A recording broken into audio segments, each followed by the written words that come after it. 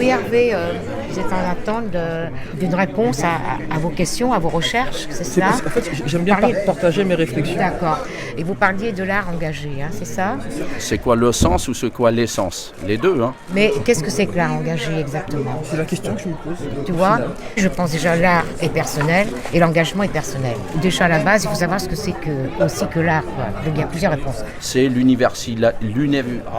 je me reprends parce que là, Pour moi, l'art va, c'est ce que je disais tout à l'heure, au-delà des océans. l'universalité, voilà, des rapports entre êtres humains.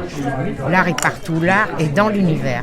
Après, on s'engage par rapport à des formes, si tu veux, politiques. Et c'est la clé de l'équilibre d'une société harmonieuse. Or, il y a des politiques où la culture ne se rejoint pas forcément, elle se disperse.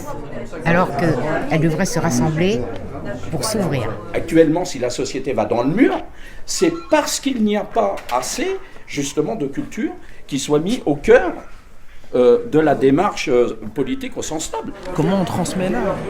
Et du coup, est-ce qu'on transmet toujours un art qui va être engagé ou pas?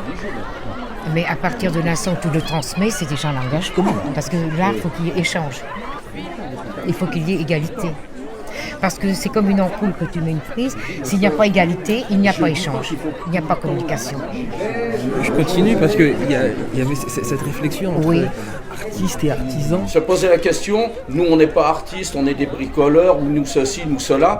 Moi je suis le premier à défendre l'identité totale des artistes, s'affirmer artiste, parce que on doit réellement, vraiment l'affirmer, spécialement dans des banlieues comme la nôtre. Et moi j'aime pas tout ce qui entre guillemets dévalorise. Moi je réfute le terme de art de banlieue, art urbain, art ceci, art cela. Nous on n'a rien de plus et on n'a rien de moins que des artistes qui habiteraient dans des zones beaucoup plus entre guillemets classique au niveau culture. Vous voyez ce que je veux dire? L'artisan, c'est celui qui crée aussi, si tu veux. Tu transformes la matière. Mais pour pouvoir si tu veux, pour la transformer, il faut quand même qu'il y ait une réflexion. Même si tu la transformes n'importe comment, on croit que c'est n'importe comment. Mais c'est pas n'importe comment. Même les choses qui ne sont pas pensées, qui ne sont pas réfléchies, pour moi, elles viennent quand même de l'intérieur. Et tu n'arrives pas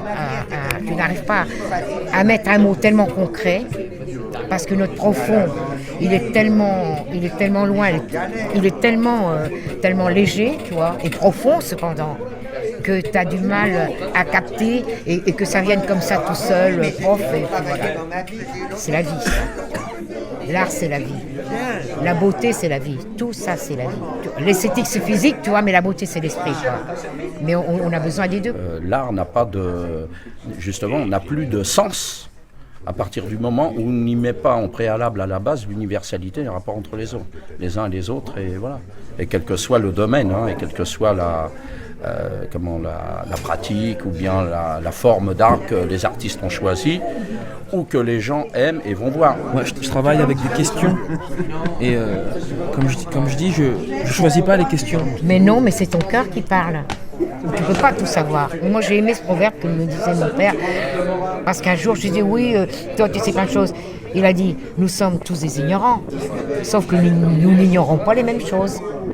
C'est pour ça que le partage est important. Et toi, tu viens à notre rencontre pour parler d'art, pour faire quelque chose, pour inventer quelque chose, pour créer quelque chose de nouveau.